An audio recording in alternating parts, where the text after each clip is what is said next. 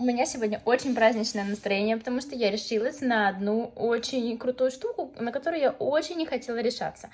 Я решила покрасить волосы. В общем, у меня уже был неудачный опыт в Аргентине покраски волос. Я пришла в какой-то обычный салон. В общем, мне покрасили волосы, и один раз им удалось случайно расчесать меня какой-то просто очень грязной расческой. После этого я сказала, что не надо меня больше расчесывать, пожалуйста. В итоге я покрасила, в целом блонд был симпатичный, но через 2 месяца он практически весь смылся, и я осталась с тем блондом, который у меня был, когда я красилась последний раз в Москве. Было это больше 2 лет назад. В целом у меня волосы практически отросли, да, то есть немножко осталось старой краски, которая, естественно, уже выцвела.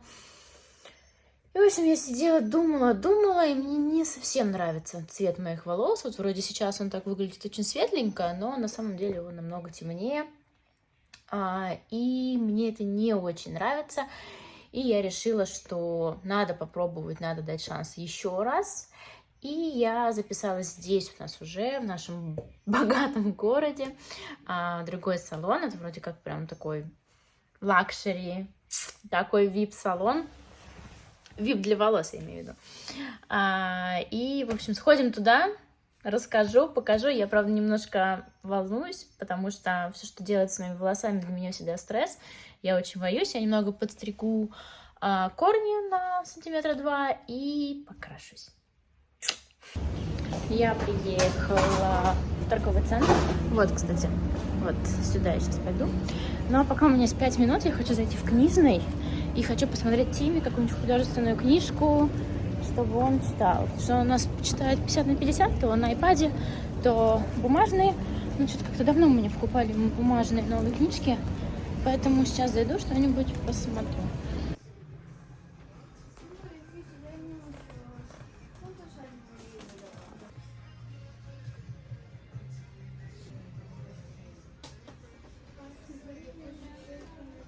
Я ничего не купила, потому что пока я разобралась, где лежат книги для подростков, то уже поняла, что мне уже скоро выходить. В целом я присмотрела пару книжечек, но я хочу вернуться после и посмотреть чуть-чуть подробнее, если у меня будет время. Если Даниэль там не устроит Саше какой-нибудь ад, потому что он может.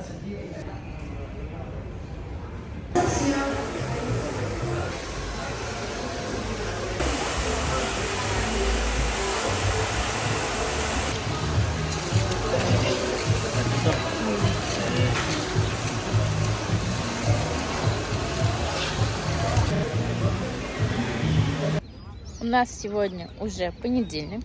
С того, как я закончила вести влог, прошло 2 дня, получается. В общем, у меня был такой стрессовый поход в салон, что я просто даже не хочу об этом говорить, не хочу это вспоминать. Но вроде бы я покрасила волосы, я не знаю, нравится мне или нет. До сих пор я еще не мыла волосы после того, как я покрасилась и сама еще не укладывалась. И еще не пользовалась своими средствами. Вот, я не могу сказать, что я прям в восторге, потому что как будто бы особо-то ничего и не изменилось.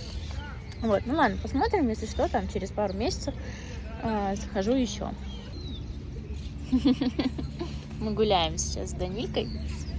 У нас в спортклубе, и я сейчас еще зашла. В общем, наконец-то я купила себе абонемент в спортклуб. Хоть бассейн еще уже открыт, но еще холодно, в общем, плавать в бассейне, но я все равно решила, что хочу походить в зал, так что с завтрашнего дня у меня уже будет карточка, так что я завтра прямо пойду, буду делать кардио. Да нет?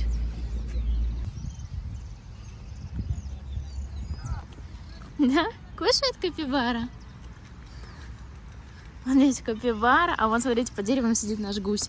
Помните из прошлого влога? Вон он сидит, а мы вообще идем смотреть на малышей. Вон они сидят, маленькие какие, маленькие хомячки, да, Данюш?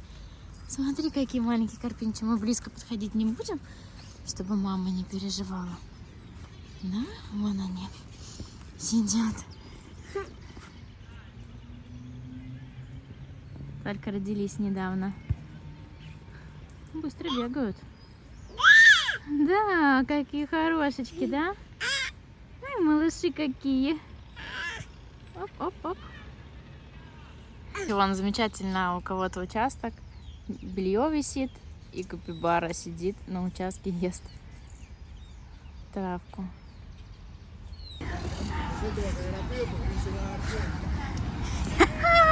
Как я счастлива, как я счастлива! Муа, привет! Муа. Я так соскучилась, какие девочки красивые! Привет!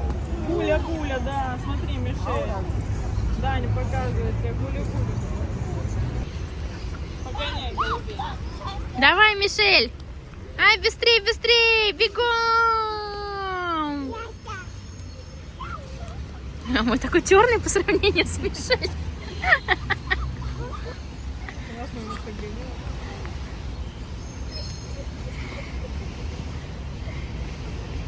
Мишель, где гули? Мишель.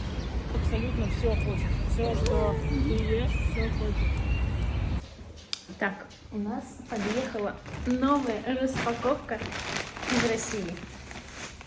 Это Данины кроксы, это наши круассаны. Первый лот.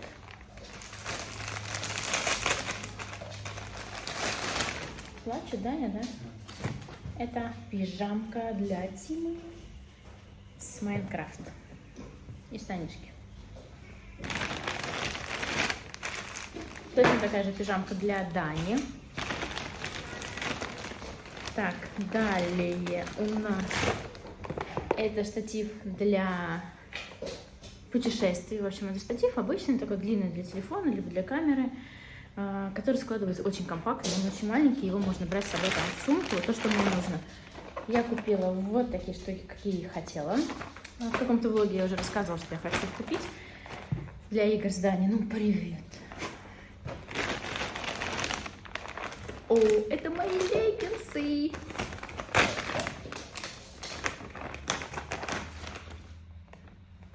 Та-дам! Вот такие серенькие. Вообще офигенно, померю чуть попозже. Я взяла вот такой пазл для Дани с собачками, как он любит. Тут разные породы. В общем, будем его познавать, обучаться. Дальше зарядка для Apple Watch. И я хочу зарядить сейчас Apple Watch, потому что я пойду сейчас в фитнес.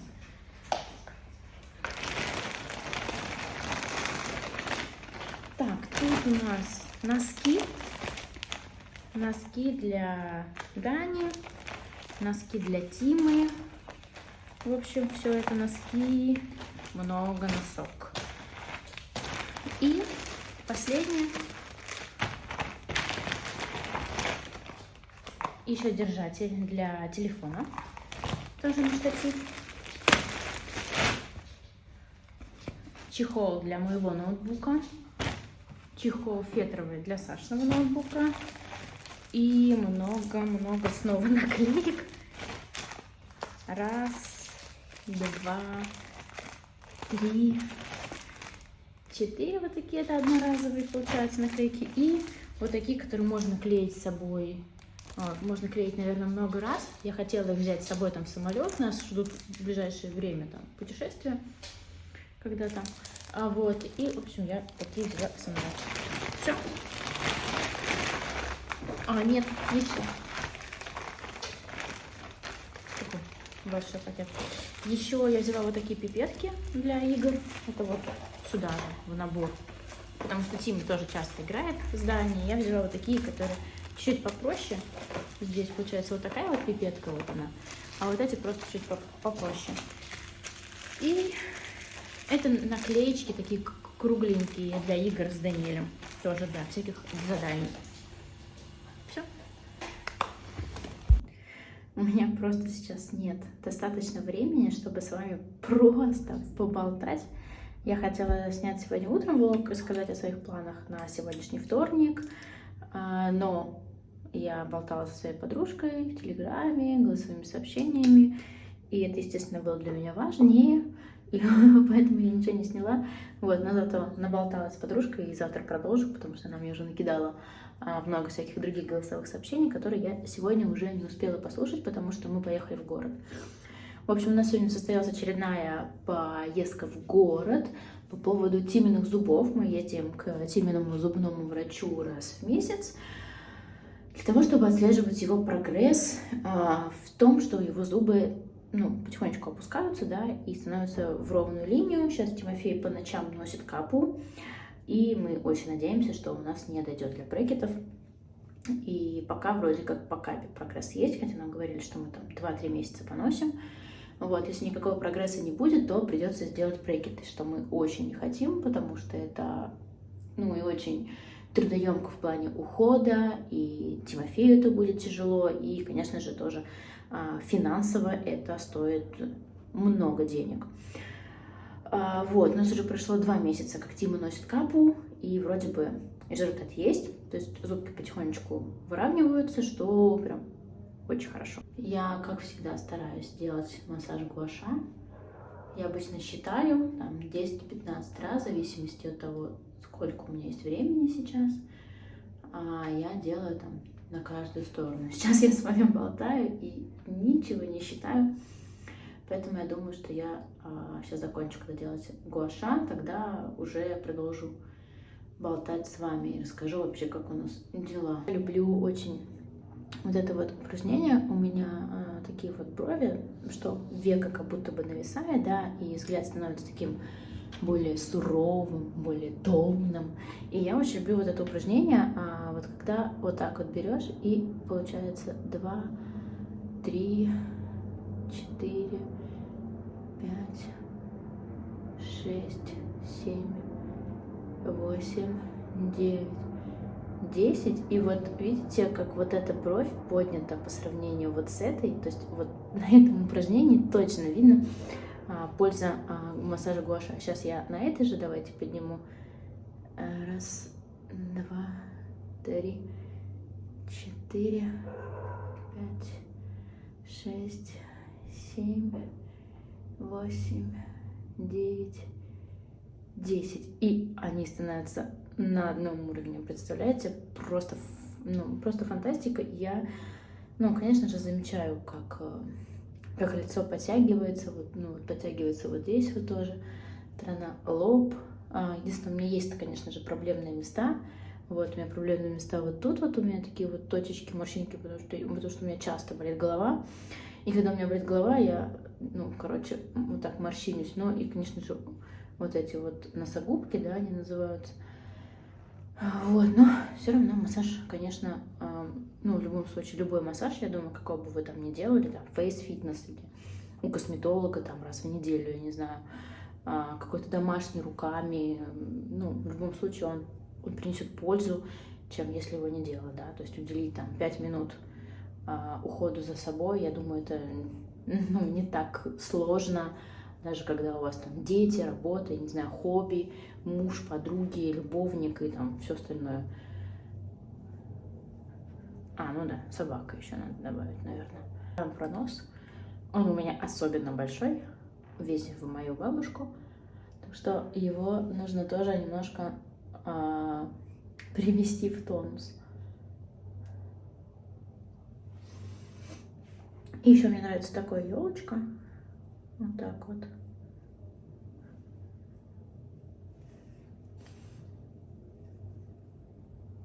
У меня, кстати, если есть время, то есть по утрам, например, да, то я стараюсь делать массаж гуаша 2 раза в день. Иногда у меня неделю нет настроения или времени, и я вообще ничего не делаю.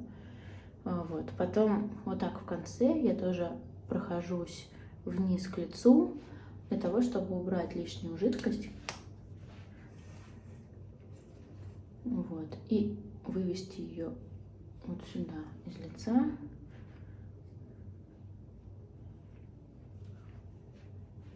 Обязательно по шее, но не трогаем щитовидку. Ее не надо намассировать гуаша. Вот, шейку, плечики, там офигенно, очень классно. Еще у меня есть вот такой гуаша мне... Это, кстати, гуаша мне все подарила моя мама. Я каждый вечер, когда их использую, естественно, вспоминаю о ней. Очень мило. Вот такой для тела и для лица. Вот для тела мне тоже очень нравится. Я тоже его использую каждый раз, когда принимаю душ. А для тела я, кстати, использую такое масло у меня. Биойл для тела и масло органные для лица. Но оно уже почти закончилось. Я думаю, что я поменяю его на какое-нибудь другое масло. Ну, какого-нибудь местного бренда. Я хочу сейчас посмотреть себе в профиль, как у меня поднялся подбородок, потом посмотрю при монтаже. Вот, ну, то есть мое какое-то обычное такое состояние, да? Вот так. Ну что, есть результат?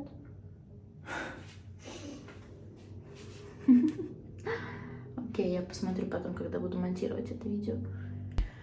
Я сделала массаж на тело и умылась. И сейчас я буду ухаживать за лицом. Я не знаю, почему я постоянно машу руками. В общем, хотела вам рассказать, что сегодня я встречалась со своей подругой Сашей.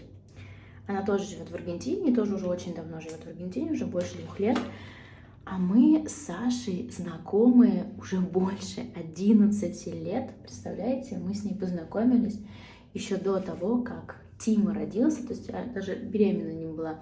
Это, может быть, мы там с ней познакомились примерно, наверное, за год до того, как я забеременела. То есть потом еще беременность, и, получается, потом родился Тима.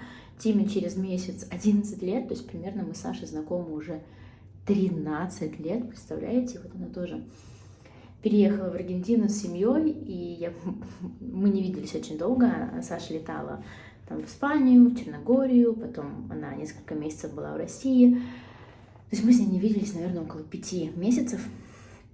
И сегодня наконец-то увиделись. В общем, я просто очень хорошо провела с ней время. Я прям соскучилась. И, ну, мало, конечно. Вот. Но мы с ней договорились устроить ночевку где-то в декабре. Так что я поеду к ней вместе с Даней на ночевку. Не знаю, может быть, даже и не на одну. В гости. Вот. Так что я прям рада. Надеюсь, мы с ней наговоримся и поделимся всеми там своими историями, и она мне расскажет, и я ей расскажу, потому что, конечно, так встречаться раз в месяц там на 2 часа еще и с маленькими детьми, конечно же, это, ну, ни о чем. Вот, в общем, мы съездили к врачу сегодня, все у нас хорошо.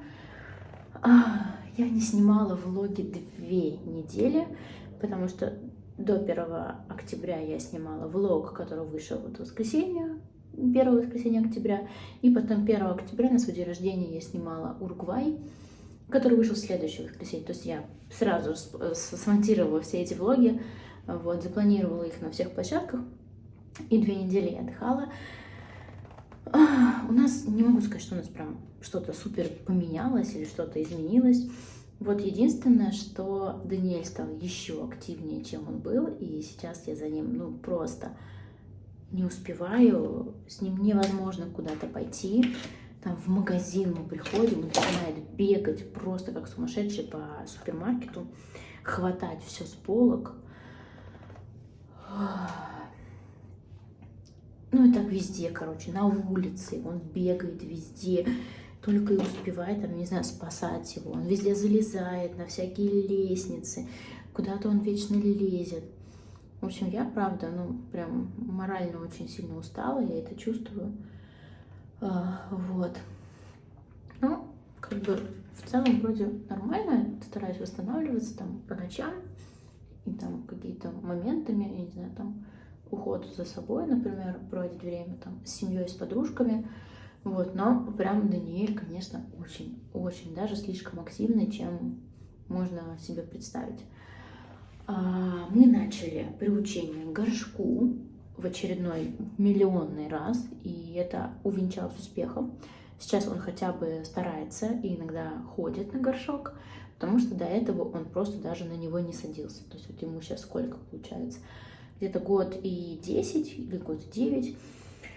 В это время Тима уже вообще ходил без памперсов, И, по-моему, в памперсах он проводил только ночной сон, то есть уже даже дневного сна не было. И когда Тимофею исполнилось ровно 2 года, он сказал, что он больше не хочет одевать памперсы и хочет спать просто в трусиках.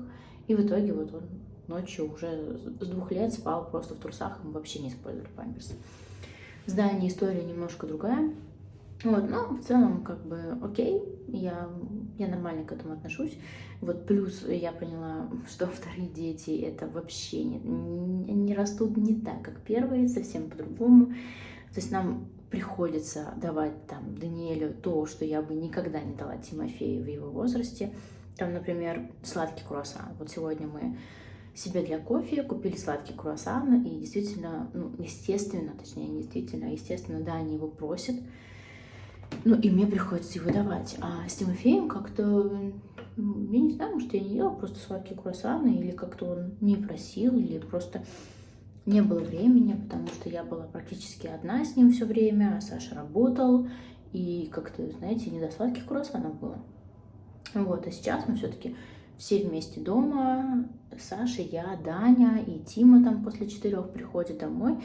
Естественно, как бы Даня видит всю еду, которая у нас есть в холодильнике, он еще подходит, естественно, открывает холодильник, он смотрит, что там лежит, анализирует, что он хочет съесть. То есть вот каждое утро у нас начинается с того, что Даня просыпается и идет открывать холодильник, выбирать, что он будет кушать на завтрак. Конечно, ребенок очень необычный, иногда с ним очень тяжело, но в то же время, конечно, он прям, лапочка, да, ничего не скажешь. Я купила вот это вот в Duty Free, когда мы ехали из Уругвая, и я так люблю этот запах, это номер 62, соль Ханейро, боже мой, я не могу запомнить, как называется этот бренд. В общем, вот он. И я его использую только для вечернего парфюма. Я не знаю, мне так нравится очень. Я обычно одеваю халатик, но сейчас мой халатик внизу на сушке. Я обычно там закутываюсь, в халатик и отдыхаю. Так, ладно, я уже смотрю, что я сейчас это видео уже на 6 минут наболтала. Так что я, наверное, сейчас пойду спать. Сейчас спущусь вниз, налью воды. Я уже, Дане сделала молоко. Кстати, Даниэль сейчас по ночам сам просыпается, берет свое молоко и пьет. Единственная подстава в том, что когда оно заканчивается, он будет меня и начинает орать на всю квартиру, потому что он прямо сейчас хочет молоко, а мне надо спуститься вниз, сделать ему молоко, потом подняться наверх, там, помешать его и дать ему его поесть. В общем, на сегодня думаю, что я закончу свой влог и продолжу его завтра. Так что увидимся уже завтра в этом же влоге. Спокойной ночи. Мы сегодня приехали на ферму. У нас сегодня, кстати, воскресенье. И этот влог, который вы сейчас смотрите, должен выйти был как раз, когда вот я сейчас снимаю. Но я ничего не сняла, ничего не смонтировала. И продолжаю снимать этот влог. Мы сегодня приехали на ферму. Тут у нас недалеко от дома. Маленькая такая ферма, скромненькая. Но хоть какое-то развлечение для детей. И нам тоже сменить обстановку, погулять, потому что что-то как-то я устала. Кто это, Даня? Это козочка. Коза, смотри, пусто у меня.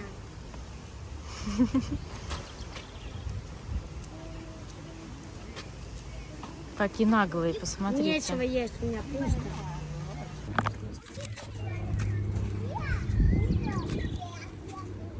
Мама, со мной.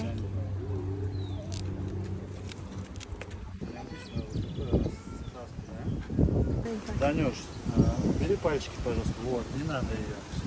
Да, вот там. Тихо, номер 5, Не засовывай. А там он нашел еще. Смотри.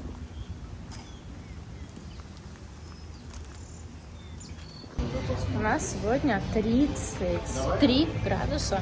Очень жарко. А дальше поглядим. Я хотела начать сегодня с утра снимать влог, но, честно говоря, вообще забыла про это все. И начала только сегодня, уже в конце дня. Сейчас мы идем распечатать бумажки, потому что у Тимофея будет выезд в другую школу, какой-то спортивный. И нам всегда нужно делать разрешение. Если разрешение делается там в конкретную школу, на конкретное число, и вот мы всегда ходим в канцелярские магазины, распечатывать эти бумажки. А потом, наверное, зайдем купим мороженое. И поедем домой. А Тимофей сегодня после школы идет, как всегда, к своим друзьям. Они там будут сначала делать какую-то классную работу, а потом будут купаться в бассейне. Занимаемся незаконными делами, пока Тимофея с нами нет. Мы взяли мороженое, 4 вкуса. Это у нас какао 80%, фисташка, потом лимонный пирог и мой самый любимый это шоколад и малина в шоколаде, по-моему. Он убежал.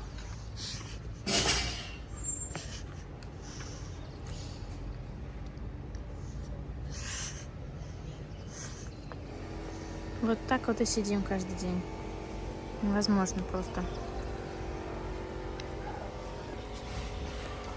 Будешь мороженое еще? Будешь мороженое? Будешь? Это я так решила похудеть. Занимаюсь спортом каждый день. Не ем сладкие углеводы.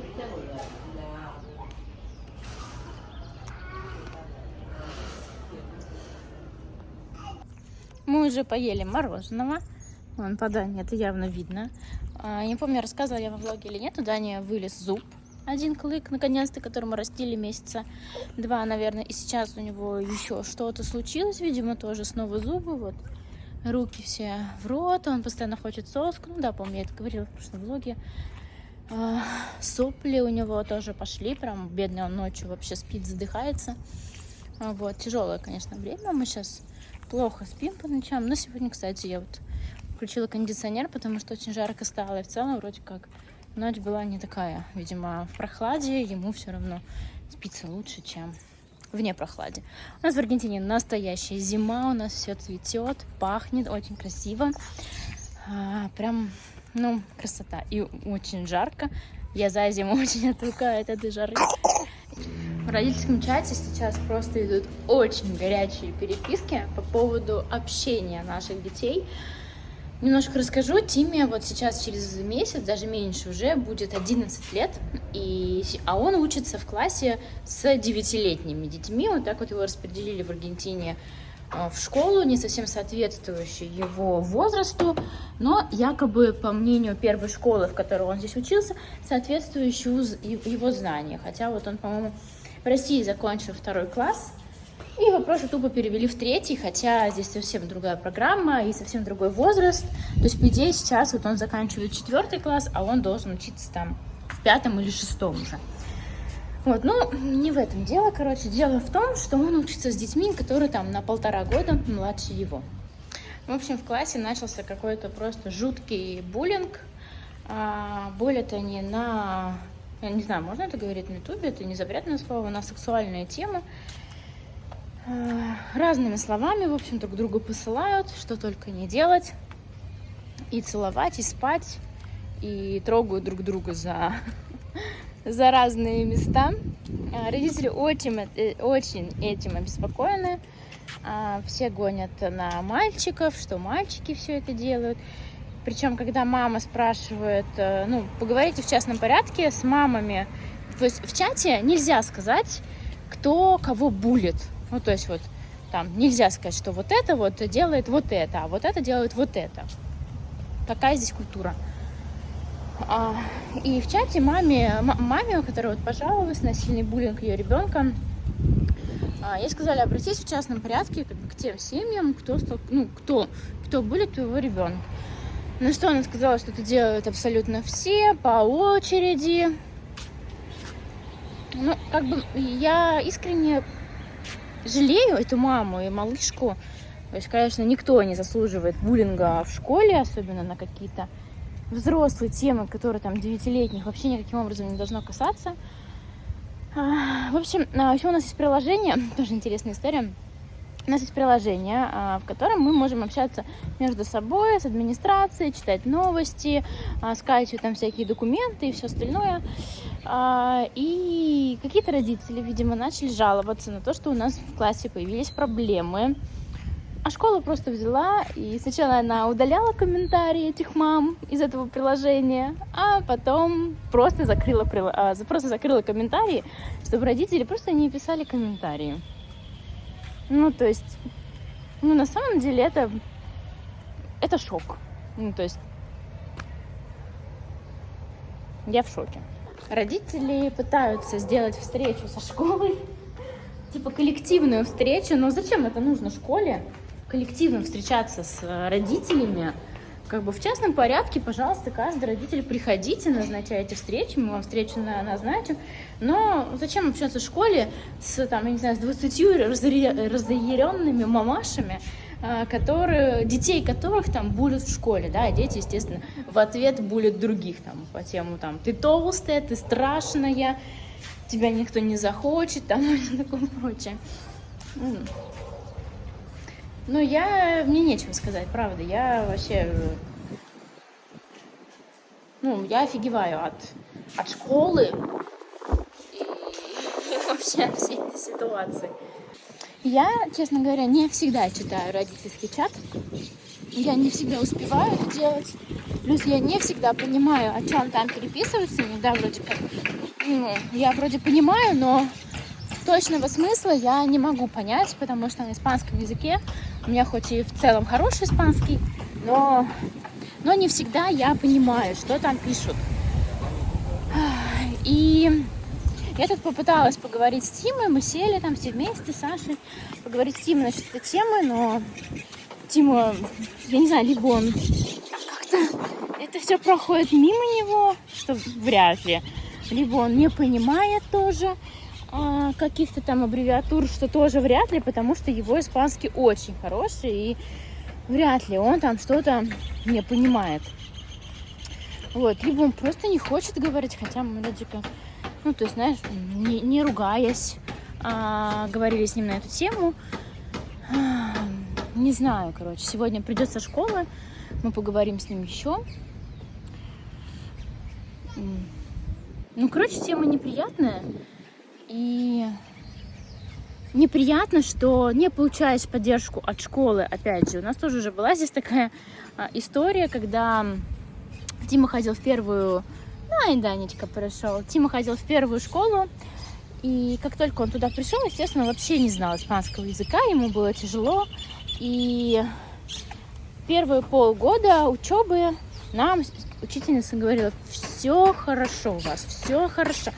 Каждый день мы забирали Тиму со школы и общались с ней, и она нам говорила, что у нас все хорошо, вообще никаких проблем нет. А как только прошло первое полугодие, начались зимние каникулы, нас вызвали с Сашей на разговор, где был там психолог, наша учительница и еще, видимо, какой-то методист, где нам сказали, что Тимофей вообще не разговаривает на испанском, он вообще этого не хочет, у него все очень плохо, он ничего не хочет, он там закрывается, у него куча проблем, и с испанским в первую очередь, и нам нужно учить испанский там каждый день по 4 часа дополнительно. Когда мы сказали: да, хорошо, как бы давайте, мы с удовольствием там, ну, найдем ему учителя, можем ли мы это сделать в школе, может быть, он во время школы будет ходить там с кем-то заниматься, например, дополнительно, мы готовы, естественно, за это заплатить. А что нам сказали: нет, сами разбирайтесь, сами учите учителя. Как бы, когда мы сказали, что ну хорошо, ребенок учится в школе с 8 до 16:20, когда нам еще 4 часа заниматься испанским. Это аргентинская тема, кстати. А нам сказали: ну, не знаю, как хотите. Вот. И вот сейчас, получается, в этой же школе, вроде как школа такая, типа, мы хорошая школа, давайте нам деньги. Кстати, по поводу денег. Мы когда пришли в эту школу в марте, школа стоила на $350. В целом вообще очень хорошая цена. Ну, это выше, чем там какие-то остальные школы в Аргентине было. Но в целом как бы цена нормальная, приемлемая. Сейчас мы платим, внимание, $700 за школу.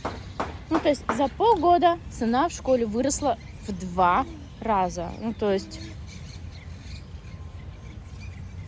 Как? У нас, кстати, очень много друзей сейчас уезжают, к сожалению, из Аргентины. вынуждены уехать, и потому что у них просто тупо нет денег. Ну, то есть из-за того, что цены растут вот просто вот таким сумасшедшим, нереальным образом, ну, у людей просто уже нет платить денег. Ну, представляете, вы планируете за школу $350, а через пару месяцев становится 750, а когда у вас несколько детей? Ну, то есть, а коммунальные услуги у нас точно так же выросли. Там со $100 сейчас мы платим очень много денег за коммунальные услуги. Ну, короче, какие-то не одни неприятности. Катается! Едем в путешествие! Да, Даниэль? Летим? Уху! У нас, кстати, на ноябрь 2 путешествия запланировано. Причем все в начале ноября. Так что будем много отдыхать. Да, конечно, не отдыхать. У нас вообще с Сашей нет выходных. Мы работаем каждый день. Но все равно сменить обстановку будет офигенно здорово.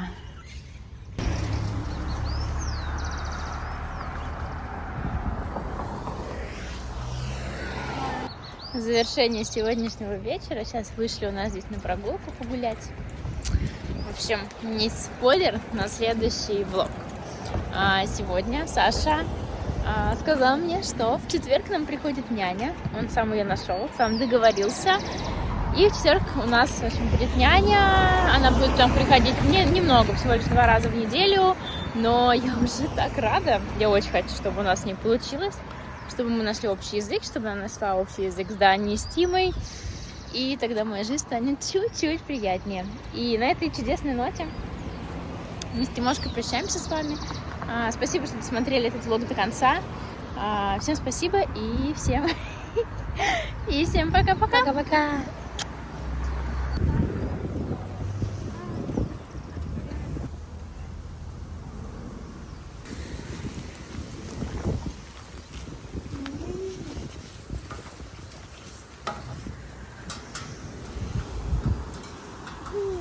Маму сюда не держишь?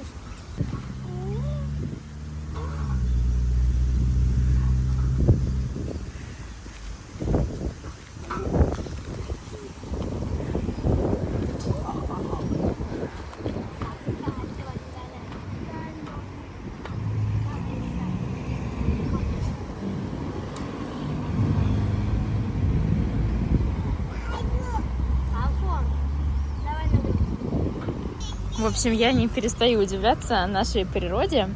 Получается, что вот эти листочки, они не опали у нас зимой. А сейчас она просто дала вот новые такие вот свеженькие, красивые веточки. Конечно, так симпатично, мне так нравится.